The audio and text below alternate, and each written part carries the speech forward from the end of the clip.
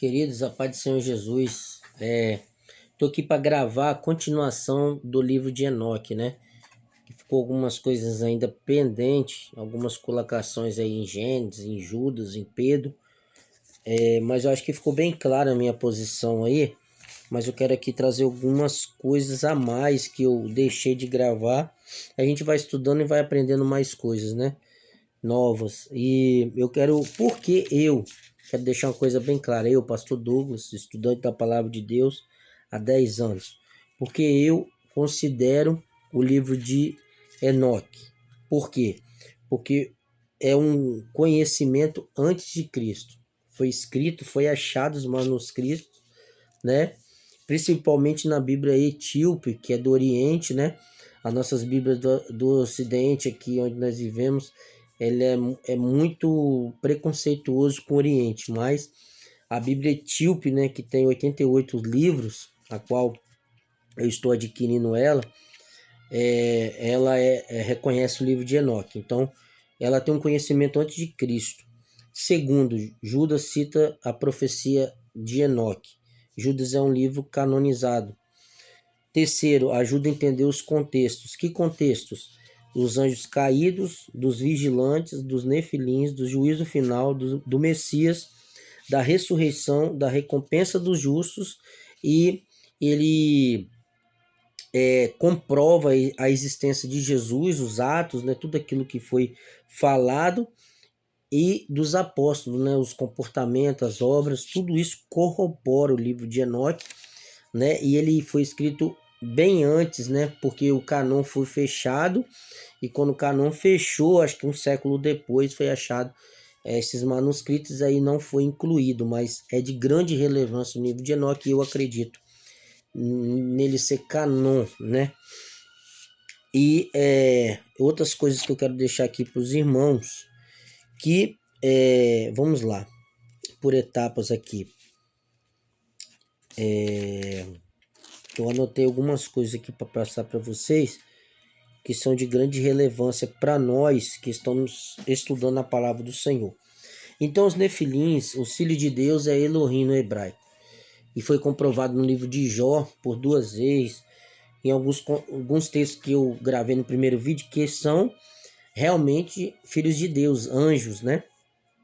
E esses nefilins que nasceram desses Elohims, que foi a junção hipostática, né? Do ser híbrido, né? Tanto como filho de Deus, como um ser espiritual, e como um ser terreno, que foi a mulher. Então foi gerados nefilins. E esses nefilins, irmãos, eles foram transformados em espíritos imundos. Isso nós aprendemos em demologia, estudo sobre demônios, né? Que a gente aprende principado, potestade, hortes, dados inflamados, tudo isso faz parte de demologia. É bom você estudar, se aprofundar mais um pouco nesse assunto. E tem aqui no canal também meu, em teologia básica, um pouco de demologia. E qual é os textos? Aqui eu notei os textos que faz paralelo com o livro de Enoque, que é 2 Pedro 2,4. O paralelo é 1 Enoque 10, do 18 ao 21. Judas 6, 1 Enoque 10, todinho, capítulo todo. 1 Pedro 3, 19 ao 20. 1 Enoque do capítulo 12 até o capítulo 16. Apocalipse 20, 12, 1 Enoque 47, 90, que é capítulo 47, verso 90. Lucas 16, do 22 ao 16. 1 Enoque 22. E Mateus 22, 13. E Mateus 25, 30, que vai falar de 1 Enoque 10, 21. Esses são os paralelos do livro de Enoque para os livros canonizados, né? E aqui eu indico para os irmãos que eu acabei de comprar, chegou essa semana, o livro de Enoque, mas tem muito mais coisa. Compra a Bíblia Etíope, você vai aprender muito mais daquilo que não tem na nossa Bíblia de 66 livros, né? Então, essa rebelião gerou anjos caídos, né? Esses anjos caídos, eles não são anjos, eles são anjos caídos, demônios, né?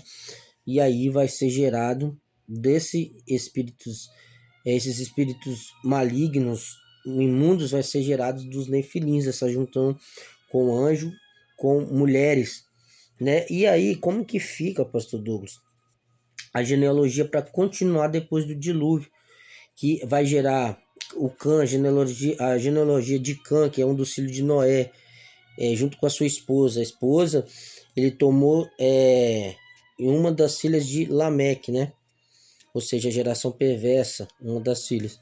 Então, a genealogia de Cã vai existir os Anaquins, Eminins e Refaíns, que eles são é, é, genética de gigantes, né? De 3 metros de altura para cima, mais ou menos.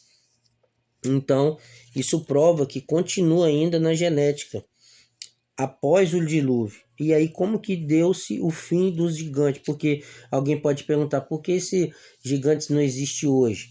Ainda tem pessoas que têm 2,10 m, né? Tem um que foi descoberto agora, 2,30 m de altura. Mas os gigantes dos nefilins, eles foram destruídos.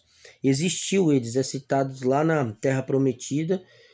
Moisés, né, quando foi pediu para ir sondar a terra, Josué, Caleb e os 10 vieram falando da grosseria que tinha naquele lugar lá, né? Porque é uma terra que Deus tinha prometido para Abraão, Isaac e Jacó, né?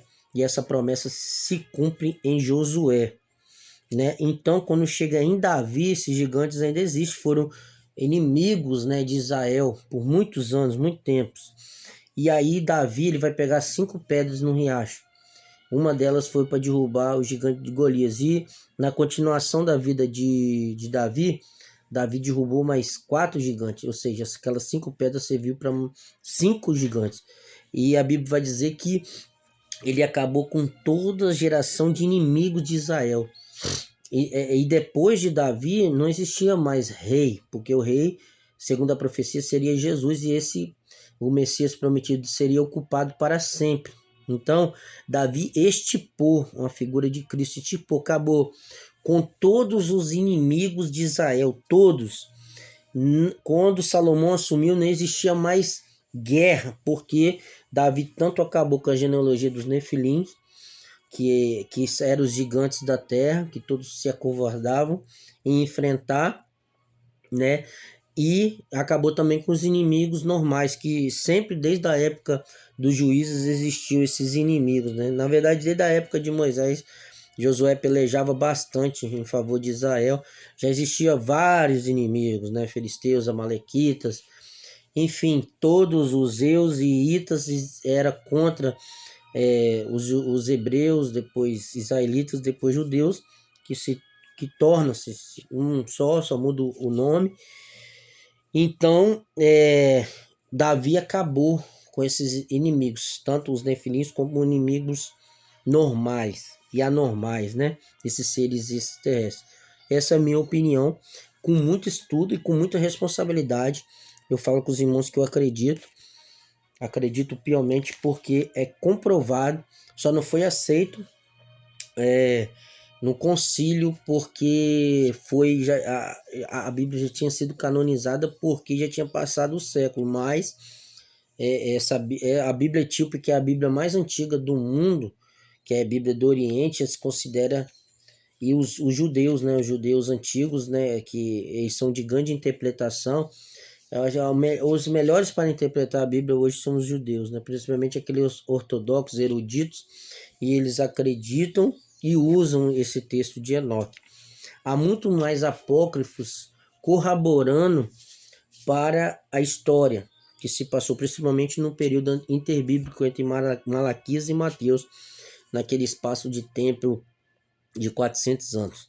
Há mais livros apócrifos que ajudam a entender o que aconteceu nesses momentos de intervalo, principalmente a teoria do gap, né, do intervalo ali em Gênesis 1 e Gênesis 2, que foi ali que foi a caída de Satanás, onde entre Isaías 14, Apocalipse 12 e Ezequiel 28, onde Satanás cai com com 10ª parte dos seus anjos, né?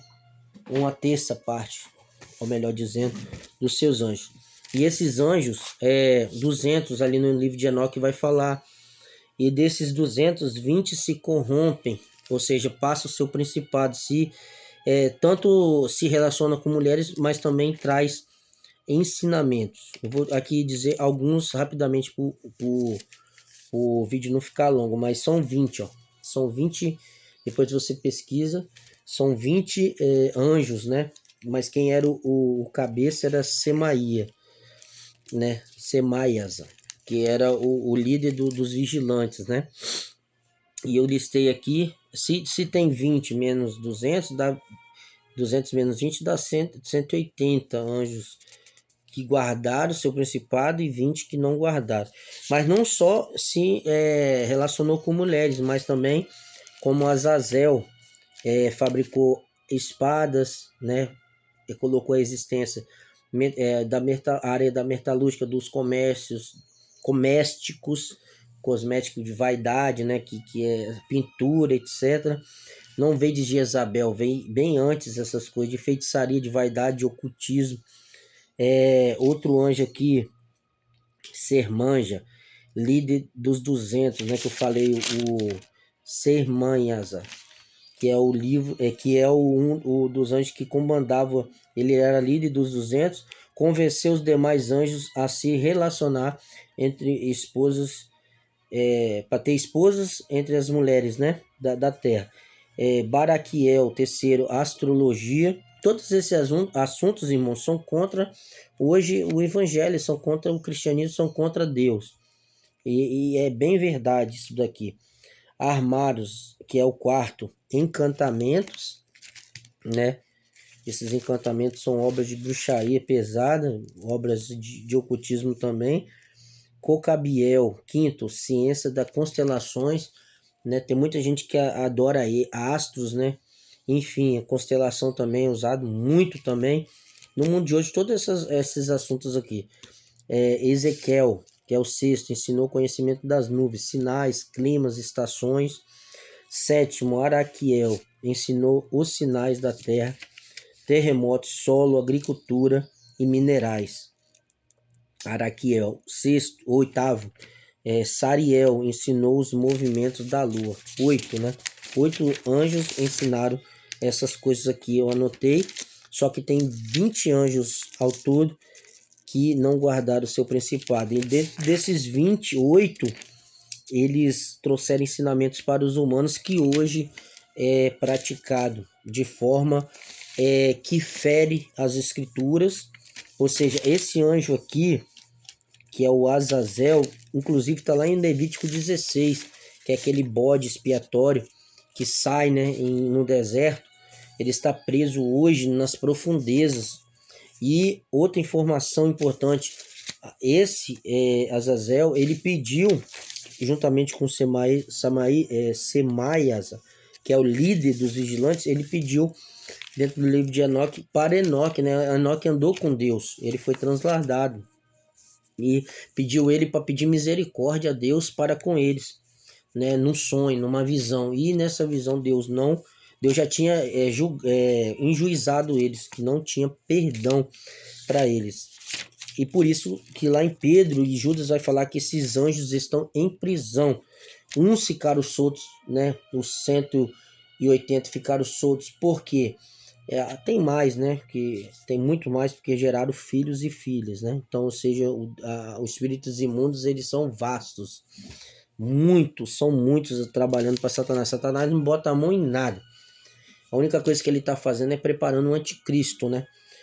Mas quem trabalha para ele são espíritos imundos. Maria Madalena tinha 7, né? Espíritos imundos, Jesus a libertou.